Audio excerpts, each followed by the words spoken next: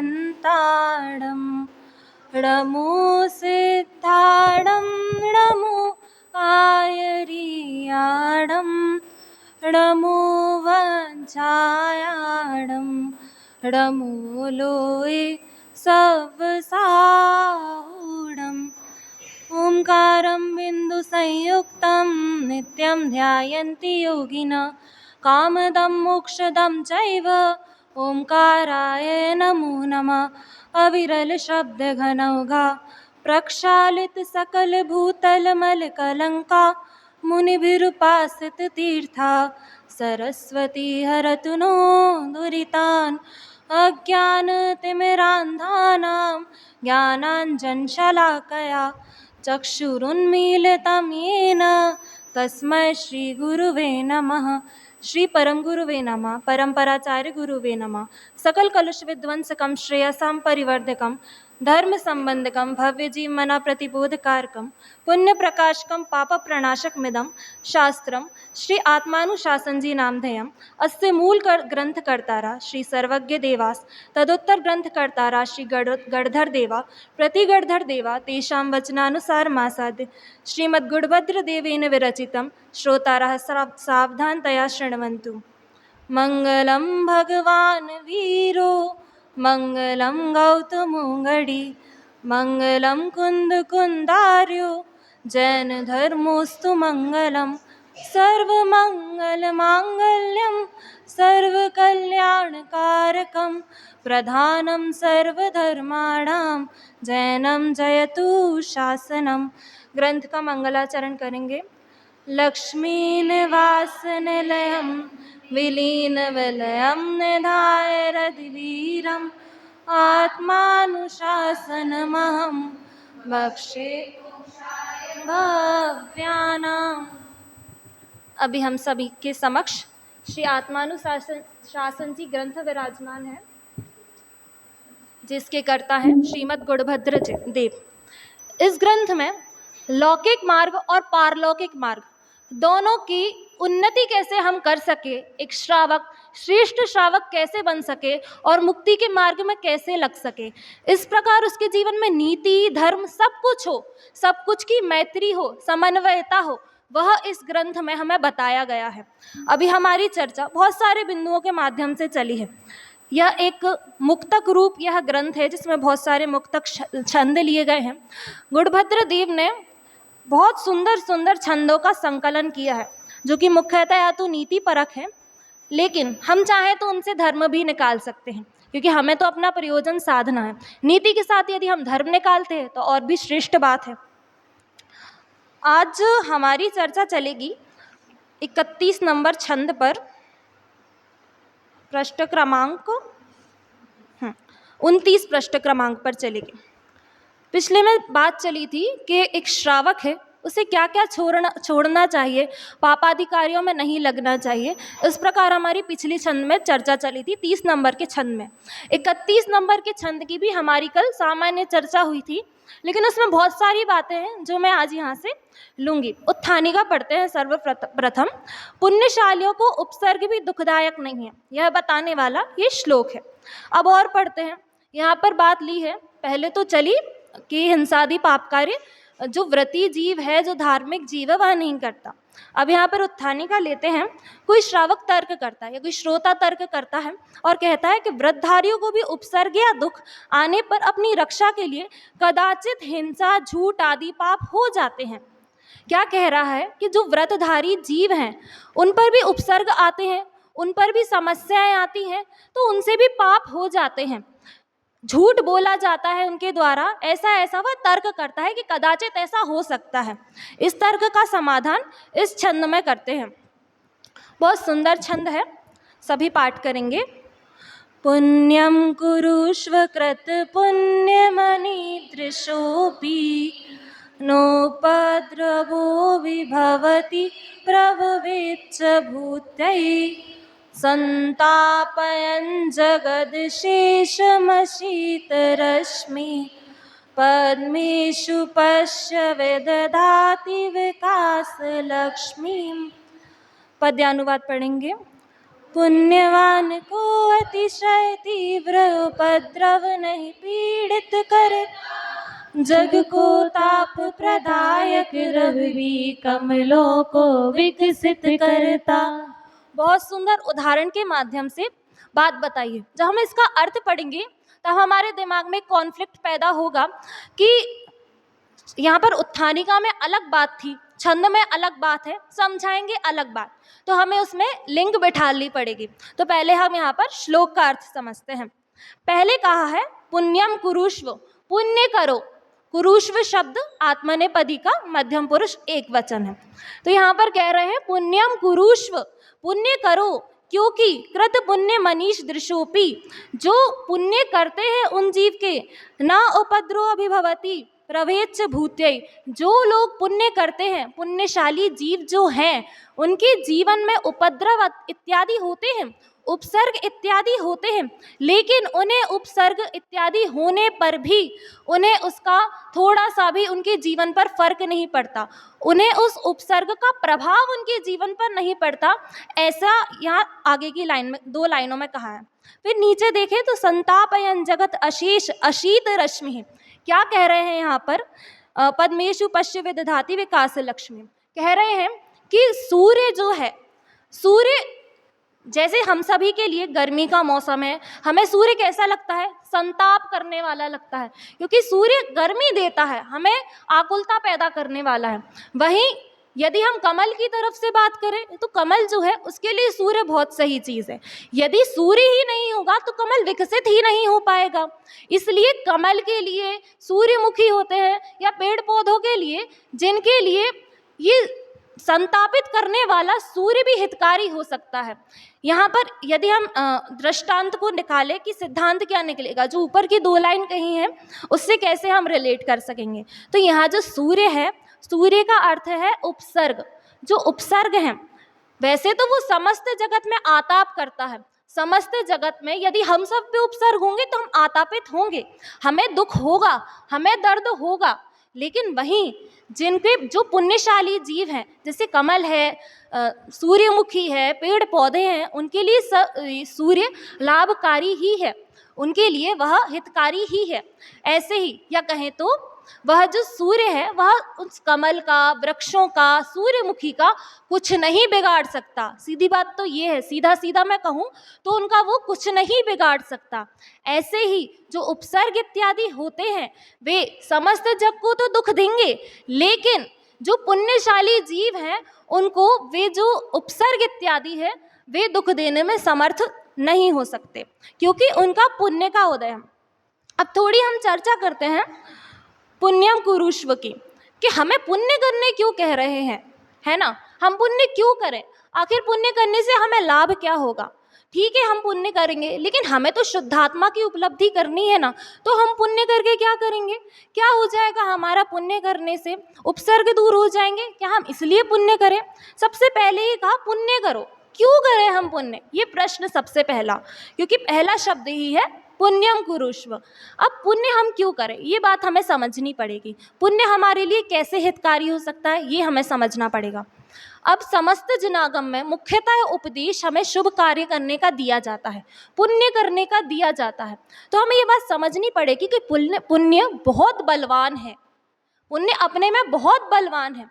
जैसे अब हमें ये बात भी समझनी पड़ेगी कि मूल उद्देश्य तो हमारा शुद्धोपयोग है, मोक्ष जाने का है, लेकिन यदि हम वहाँ नहीं गए और अशुभ कार्यों में लगे रहे, हमने जीवन में पुण्य नहीं करा, तो क्या होगा? दुर्गति होगी, संसार भ्रमण होगा। वो यही मान के बैठ जाए कि बस मुझे शुद्धात्मा की उपलब्धि करनी है, उसके लिए वह कोई प्रयत्न ना करे, बस मान के बैठ जाए। एक तो वो निश्चयाभासी हो जाएगा बस कि मैं शुद्धात्मा स्वरूप हूँ और बस मुझे उसकी ही प्राप्ति करनी है, संसार में मेरे लिए कुछ नहीं रखा है, यदि शुद्धात्मा की प्राप्ति नहीं होगी तो बस मुझे कुछ नहीं करना। यदि वो ऐसा मानकर बैठ जाए तो इस भव में तो उसका ये भाव बिगड़ेगा, साथ ही अनंत भाव उसके बिगड़ेंगे, क्योंकि पुण्य जो है वह परंपरा से उसको उन साधनों की उपलब्धि कराएगा जिससे वह सम्यक दर्शन की प्राप्ति कर सकता है। नियम नहीं है, अवसर है यहाँ पे पुण्य के माध्यम से सम्यक दर्शन होने का। अभी हम यहाँ बैठे हैं, विचार करो, अभी हम सब यहाँ बैठे हैं, मनुष्य भव की दुर्लभता बताई जाती है। कैसे हम निगोद से निकलकर एक इंद्रिय जीव बने, फिर उसके बाद हम 2 इंद्रिय जीव बने, 3 बने, 4 बने, 5 बने, उसमें भी असंगी पर्याय मिली, फिर हमें संगी पर्याय मिली। उस संगी पर्याय में भी हमें उत्तम कुल मिला, उत्तम शरीर मिला, जैन धर्म मिला, और उसमें भी हम देखें तो हमें इतना अच्छा संकुल मिला। जिनवाड़ी सुनने को मिल रही है, मैं यहाँ वाचन कर रही हूँ, आप सुन रहे हैं, हम रोज जिनवाड़ी सुनते हैं। इतना अच्छा हमें अवसर मिला, देवशास्त्र गुरु का हमें समागम मिला। क्यों मिला? क्या करा था हमने? ऐसा पुण्य करा था। सोचो हमने कितने जन्मों तक पुण्य करा होगा जिसका ये विशाल फल हमें मिला है। और यदि हम इस भव में पुण्य नहीं करेंगे तो हमें आगे कुछ नहीं मिलेगा, क्योंकि इस भव से हम मोक्ष नहीं जा सकते, पंचम काल है। जाएंगे तो मनुष्य पर्याय इत्यादि में ही जाएंगे। और यदि हम यहाँ भी पुण्य नहीं करेंगे तो हमारे आगे का भव बिगड़ जाएगा। इस भव में मानो सम्यक दर्शन नहीं हुआ, नहीं हुआ तो नहीं हुआ। अब यहाँ पे हमें समझना पड़ेगा। कोई कहे कि हमने तो बहुत प्रयास करा था, हमें सम्यक दर्शन नहीं हुआ। अब वो उसकी तत्समय की योग्यता है, प्रयास तो हमें करना है, लेकिन उस समय की योग्यता है। मारीची कहे कि मैं तीर्थंकर क्यों नहीं बना, नहीं थी उसकी योग्यता तो वो नहीं बना। इसकी चर्चा भी विशेष आगे के श्लोक में है, अभी वो नहीं लेते हैं। तो ये हमें समझना पड़ेगा कि हमें अब सम्यक दर्शन नहीं हुआ तो हमें आगे की तैयारी तो करनी पड़ेगी ना साथ में। अब जो यहाँ पर पुण्य है, शुभ भाव है, उसको यदि मैं एक शब्द दूं ना तो ये प्लान बी है। प्लान ए तो हमारा शुद्धोपयोग की प्राप्ति है, लेकिन प्लान बी जो है वो हमारा पुण्य है। क्या होगा यदि हमारा ये हमें सम्यक दर्शन नहीं हुआ? ठीक है, तो अब क्या होगा? हमने पुण्य भी नहीं करा, हमारा सब कुछ बिगड़ जाएगा, हम दुर्गति में चले जाएंगे। हम अपने प्लान बी की तैयारी करनी पड़ेगी इस पुण्य को लेकर। यदि हमने इस भव में ये सब नहीं किया, देवशास्त्र गुरु की स्तुति वंदना जो भी हमें बताया जाता है वो सब यदि हमने नहीं किया तो हमें आगे भी कभी सम्यक दर्शन के संयोग नहीं मिलेंगे। हमें आगे की भव की तो थोड़ी तैयारी करनी पड़ेगी। इस भव में नहीं हुआ तो आगे के भव में तो मिल ही जाएगा। अब मैं थोड़ी सच बात कह रही हूँ, थोड़ी अजीब लग रही होगी, लेकिन बात तो सच है।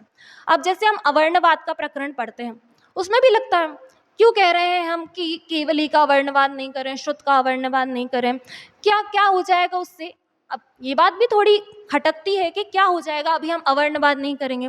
फिर समझ आता है कि वहाँ पर दर्शन मोहिनी बंधेगा, 70 कोड़ा कोड़ी तक बंधेगा, और बताओ तब तक हमें सम्यक दर्शन नहीं होगा। इसलिए यदि हम अभी से प्रैक्टिस चालू करें, अभी से अवर्णवाद छोड़ें धीरे धीरे, तो कभी ना कभी तो हमें सम्यक दर्शन होगा। इस भव में नहीं हुआ तो परंपरा से तो हमें कभी ना कभी होगा सम्यक दर्शन। प्रैक्टिस करे कोई व्यक्ति रोज, जैसे किसी को कुछ याद करना है, अभी नहीं हो रहा है, यदि वो रोज प्रयास नहीं करेगा तो उसे कभी नहीं होगा। लेकिन यदि कोई रोज प्रयास करता है किसी भी चीज़ का, जैसे कोई ड्राइंग करता है, छोटे से सर्कल से स्टार्ट करेगा, कोई तुरंत तो पोर्ट्रेट नहीं बनाने लगेगा, धीरे धीरे प्रैक्टिस करेगा और एक दिन वो पोर्ट्रेट जरूर बनाएगा। बीच में वो बहुत असफल होगा, ठीक है, बहुत बाद में बनाएगा, लेकिन बनाएगा तो। ऐसे ही यदि अभी सम्यक दर्शन नहीं हुआ, लेकिन जो शुद्धोपयोग नहीं हुआ और यदि हमने पुण्य छोड़ दिया, तो जो वो हमारी पुण्य रूपी जो प्रैक्टिस है ना, जो हम आगे के लिए बचा के उसका जो आगे की तैयारी रूप हम लगा रहे हैं, यदि हमने वो भी नहीं किया तो हमें शुद्धोपयोग जो सम्यक दर्शन हमें करना है वो भी नहीं होगा।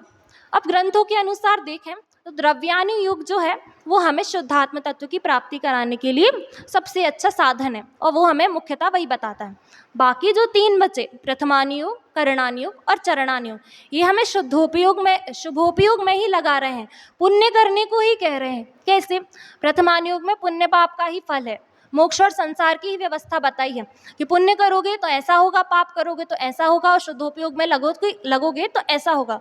पुण्य और पाप का कितना विस्तार से विवरण किया है कि जो शुभ भाव में लगे उनको मोक्ष, ये स्वर्ग की प्राप्ति हुई, ऐसा हुआ इत्यादि, बहुत विस्तार से वहाँ वर्णन रहता है। चरणानुयोग तो इसका समर्थन करता ही है, आचरण की मुख्यता से बात है जिसके द्वारा हम बहुत सारा पुण्य अर्जित कर सकते हैं। बात रही करणानुयोग की, तो उसमें जब हम करणानुयोग का अभ्यास करते हैं तब हमारी कषाएं मंद होती हैं, शुभ रूप में प्रवर्तित होती हैं, तो उससे भी हमें पुण्य का बंध ही होगा, पाप का बंध तो नहीं होगा। इस प्रकार ग्रंथ भी, अनुयोग भी हमें पुण्य बांधने के लिए प्रेरित कर रहे हैं। अब कोई कहे कि हम सिर्फ पुण्य बांध लें, मतलब क्या हम इसलिए पुण्य बांध रहे हैं कि हमें अगले भव में सुख सामग्री मिले, ऐसे बांध रहे हैं? यदि हम प्लान बी समझ के बांध रहे हैं, इसलिए हम बांध रहे हैं, तो ठीक है, लालच से नहीं बांध रहे हैं, बस इसलिए बांध रहे हैं, वो पूजन में आता है ना, तब तक चरणों में ध्यान रहे जब तक ना प्राप्त हो मुक्ति सदन। तो भावना तो यही कर रहे हैं ना कि भगवान मैं आपकी सदा पूजा करता रहूं जब तक मुझे मुक्ति की प्राप्ति नहीं होती। तो इस हिसाब से यदि हम पुण्य कर रहे हैं कि जब तक हमें सम्यक दर्शन नहीं होता तब तक हम पुण्य करेंगे और इसका ही उपदेश दिया जा रहा है, तब तक तो ठीक है। वरना जो पुण्य इच्छा सहित होता है, तो हमने पढ़ा है मोक्ष मार्ग प्रकाशक में कि वह पुण्य भी पाप रूप है। जो जो शुभ भाव है वो यदि किसी वांछा से करता है तो वहाँ पे पुण्य नहीं बनता, पाप ही बनता है। अब थोड़ी छंद की बात करते हैं। छंद में कहा है पुण्यवान जीवों को। अब कौन कौन से पुण्यवान जीव हुए थे, अब थोड़ा उदाहरण से देखते हैं। जैसे हमने प्रद्युम्न कुमार की कहानी सुनी होगी, प्रद्युम्न कुमार की अकृत पुण्य की सुनी होगी। अब थोड़ी अकृत पुण्य की कहानी तो हम सब ने यहाँ पे सुनी है, प्रद्युम्न कुमार की सुनी हो ना सुनी हो। अकृत पुण्य की पंडित जी ने सुनाई थी हमें कहानी।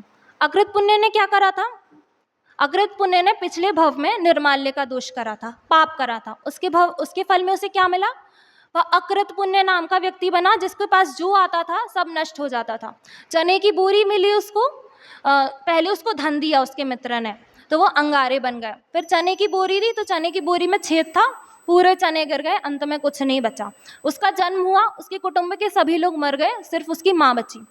कितना पाप था उसका, तभी तो उसका नाम अकृत पुण्य था, जिसने पुण्य नहीं करा था, ऐसा जीव अकृत पुण्य। तो फिर उसने क्या करा? उसके जीवन में उसने पुण्य करा, मुनिराज को रोका। उसकी भावना ये नहीं थी कि मुनिराज को उसने जबरदस्ती नहीं रोका था या किसी फल की वांछा से नहीं रोका था।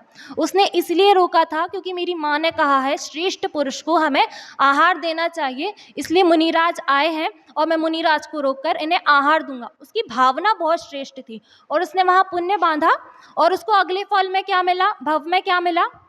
वो बना, क्या नाम था? धन्य कुमार। धन्य कुमार बना। जहाँ जाता था वहाँ धन निकलता था। और उसकी कहानी में भी क्या आता था? उसके जो भाई थे, जो 6 भाई, उसको पिछले भव में भी परेशान करते थे और इसमें भी उसके भाई बने और इसमें भी उसे परेशान करा। कितना परेशान करा उसे, फिर भी उसकी मृत्यु हुई नहीं हुई, उसे थोड़ी सी भी तकलीफ हुई नहीं, क्योंकि वो पुण्यशाली जीव था, उसके जीवन में पुण्य था। चाहे उसके भाइयों ने कितने भी उपसर्ग करे, लेकिन उसने जो पुण्य बांधा था, इस कारण से उसे बिल्कुल भी समस्या पैदा नहीं हुई। उल्टा वो जहाँ जाता था वहाँ उसका आदर सत्कार होता था और धन की प्राप्ति होती थी। अब और देखें तो प्रद्युम्न कुमार की भी ऐसी कहानी है। उसके जो भाई थे, प्रद्युम्न कुमार के जो भाई थे, उन्होंने भी प्रद्युम्न कुमार को 16 बार मारने की कोशिश करी, 16 बार, लेकिन क्या हुआ? 16 विद्याएं प्राप्त हो गई, आदर सत्कार मिला। ऐसे अनेक उदाहरण है हमारे पास जिससे हमें समझ आता है कि पुण्य हमारे लिए बहुत हेल्पफुल है। पुण्य जो है वो बहुत बलवान है, हम उसे इतने हल्के में नहीं आंक सकते।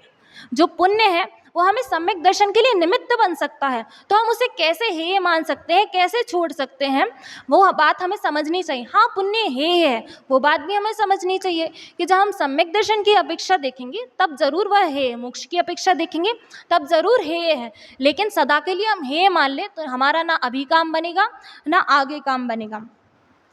अब एक और बात आती है यहाँ पर कि बहुत सारे ऐसे भी व्रती हुई जैसे बहुत सारे मुनिराज इत्यादि हुए हैं, जैसे अकंपनाचार्य आदि 700 मुनिराज थे, बहुत सारे हुए हैं। घानी में पेल दिया था जिन मुनिराजों को, वे भी हुए थे। तो उनके साथ ऐसा क्यों हुआ? वो भी तो भाई अच्छा काम कर रहे थे, वो तो और शुद्धोपयोग वाले थे। अनंगसरा को क्यों छोड़ दिया था जंगल में, उधर पे विशाल वन में क्यों छोड़ दिया था? कितने वर्षों तक रही थी वो? 300 वर्षों तक रही थी, 3000 वर्षों तक रही थी। बताओ, क्या वो पुण्यशाली नहीं थी? क्या उसने इस जीवन में पुण्य नहीं करा था? क्या कमी रह गई थी उसकी? अब हमें ये बात भी समझनी पड़ेगी कि उसका पिछले जन्म का पाप का उदय आ रहा था। अब तो वो पुण्य बांध रही थी, उस जन्म में तो वो बहुत पुण्य बांध रही थी, जिसका फल उसे आगे मिला, वह स्वर्ग में गई और निश्चित ही आगे मोक्ष जाएगी। 700 मुनिराज थे, वो तो कुछ तो उसी भव में मोक्ष चले गए और कुछ को तो स्वर्ग की प्राप्ति हो गई। फिर एक और उदाहरण हमने कौन सा लिया, ये हमें समझना चाहिए, कौन सा? हाँ, घानी में पेल दिया।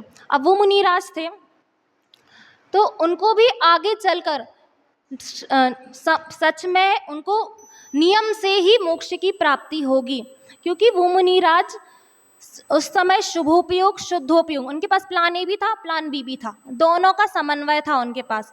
तो ये भी बहुत श्रेष्ठ बात है। उनके बारे में हम ऐसा नहीं कह सकते कि भाई उनके पे तो उपसर्ग हुआ, तो हम ऐसा तर्क नहीं उठा सकते, क्योंकि उनके पास प्लान ए भी था और प्लान बी भी था।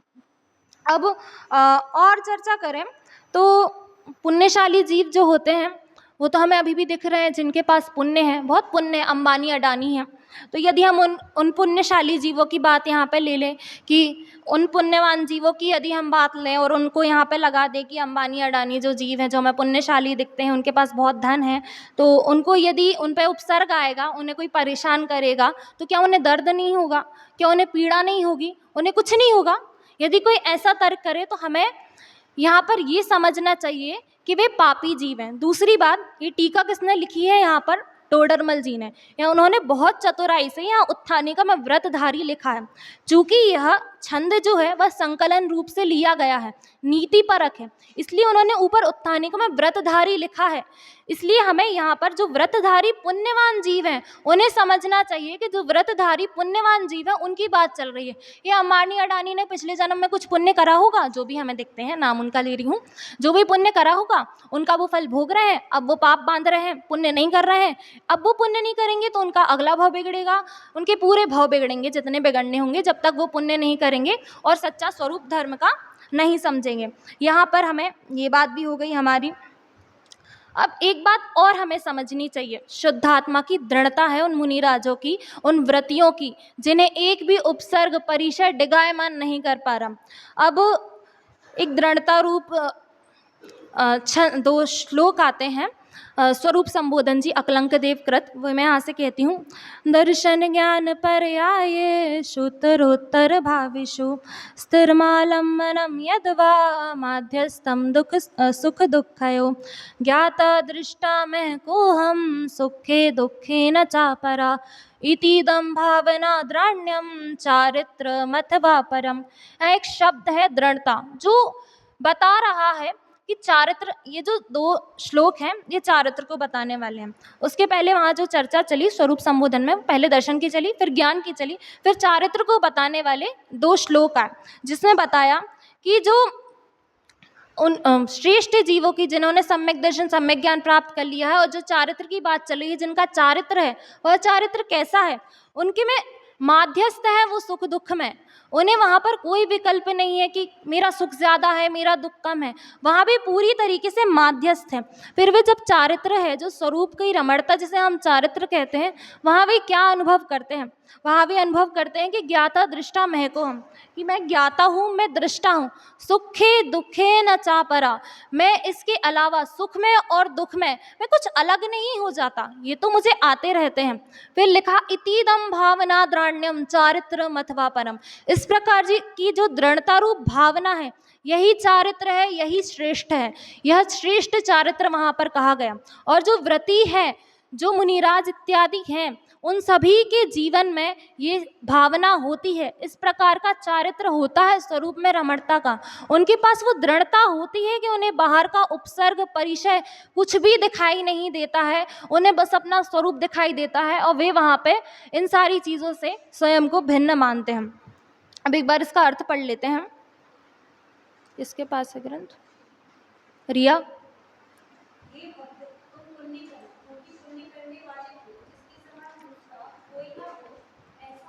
भी पीड़ित नहीं करता। जगत को आताप देने वाला सूर्य कमलों को विकास रूप लक्ष्मी प्रदान करता है, उसी प्रकार वह उपसर्ग तुझे विभूति का कारण हो जाता है। भावार्थ, भावार्थ भी यद्यपि उपसर्ग दुख का कारण है, तथापि वह पुण्यवानों को दुख देने में समर्थ नहीं है। जिस प्रकार सूर्य औरों को आताप उत्पन्न करता है परंतु कमलों को प्रफुल्लित करता है, उसी प्रकार जिनके पाप का उदय होता है उन्हें उपद्रव दुखदायक होता है, लेकिन जिनके पुण्य का उदय है उन्हें वह विभूति देने वाला होता है। ऐसा प्रत्यक्ष देखा जाता है। जिस उपद्रव से सबको बहुत दुख हो, परंतु जिसके पुण्य का उदय होता है उसे उस उपद्रव में ही धनादिक का लाभ हो जाता है। इसलिए धर्मात्मा पुरुष उपसर्ग आने पर भी धर्म को छोड़कर हिंसादि पाप रूप प्रवर्तन नहीं करते। अब मैंने कहा था शुरू में कि जो उत्थानिका दी है उस हिसाब से तो ये श्लोक हमें नहीं लग रहा कि उस हिसाब से ये श्लोक है। उसी बात को टोडरमल जी ने अंत में समेट दिया कि जो धर्मात्मा पुरुष हैं, जो पहले प्रश्न उठाया गया था कि यदि उन पे उपसर्ग आएगा तो वे कदाचित हिंसा झूठ तो बोलेंगे ना, कदाचित तो बोलेंगे। तो उसका यहाँ पर उत्तर दे दिया कि धर्मात्मा पुरुष उपसर्ग आने पर भी धर्म को छोड़कर हिंसादि पाप रूप प्रवर्तन नहीं करते। भूमिका अनुसार हो जाता है, जैसे हिंसा हो जाती है, यदि कोई पंचम गुणस्थान वर्ती जीव है उसकी सूक्ष्म हिंसा का तो त्याग है, बाकी जो स्थूल हिंसा है, स्थूल हिंसा का तो त्याग है, लेकिन जो सूक्ष्म हिंसा जो जो हम छोड़ ही नहीं सकते वह तो हो जाती है। भूमिका अनुसार तो होगा लेकिन भूमिका से बाहर कुछ नहीं होगा। इस प्रकार इस श्लोक में जो भी विशेष था, जो कल रह गया था, वह मैंने आज बता दिया। अब आगे का श्लोक देखते हैं। इसकी उत्थानिका है, पुण्योदय बिना पुरुषार्थ भी कार्यकारी नहीं है। यदि हमारा पुण्य का उदय नहीं होगा तो जो पुरुषार्थ हम करेंगे वह भी कार्यकारी नहीं होगा। हमने एक सूक्ति भी पढ़ी थी, पुण्यर्विना, हाँ, पुण्यर्विना नहीं भवन्ति समीहि यथार्था, कि हम कुछ चाहते हैं लेकिन हमारे पास पुण्य नहीं है तो हमें वो चीज़ नहीं मिलेगी, चाहे हम कितना भी कुछ कर लें। ये पिछला जो श्लोक है उसको ही समर्थन करने वाली ये टीका है कि ये आगे का श्लोक है कि यदि हम पुण्य नहीं करेंगे, यदि हम कुछ चाहेंगे तो हम पुरुषार्थ भी करेंगे, लेकिन यदि हमारा पुण्य का उदय नहीं होगा तो हमें वो नहीं मिलेगा। अब इसकी उत्थानिका पढ़ते हैं कि उपसर्ग का निवारण पुरुषार्थ से ही शत्रुओं का नाश करने में संभव है, इसलिए पुण्य से कुछ सिद्धि नहीं होती। इस आशंका का समाधान आगामी सूत्र में करते हैं, श्लोक में करते हैं। एक बार इसका पाठ करते हैं। नीता यत्र बृहस्पति प्रहरणं वज्रं सुरा सैनिका स्वर्गो दुर्गम नुग्रहो खलु हरै रैरावणो वारणा इत्याश्चर्यबलान्वितोऽपि करैः संगरे तद्व्यक्तं ननु दैवमेव शरणं धिग्धिग्व्रथा।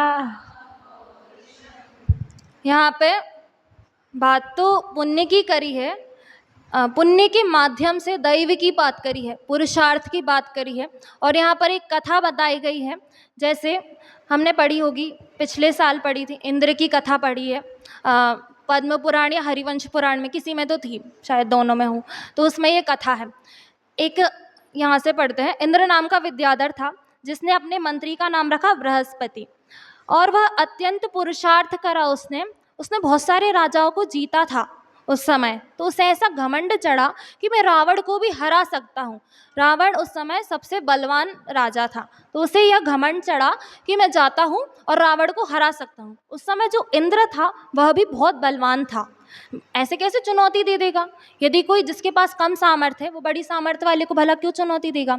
वह उस समय भी बलवान था इंद्र, लेकिन जो रावण था वह उसकी कैटेगरी का था, लेवल का था। वह इंद्र चाहता तो हरा देता उसे, लेकिन उस समय उसके पास वह पुण्योदय नहीं था, और जो यहाँ पर जो दैव था उसकी जो होने योग्य योग्यता थी वह नहीं थी। इस कारण से वह रावण को नहीं हरा पाया। तो यहाँ पर कहा है धिग धिग वृथा पौरुषम। इस प्रकार बिना पुण्य का पौरुष भी कार्यकारी नहीं है, इस प्रकार की बात यहाँ कही। अभी सामान्य चर्चा हुई, इसकी विशेष चर्चा हम आगे कल करेंगे। ओम नमः।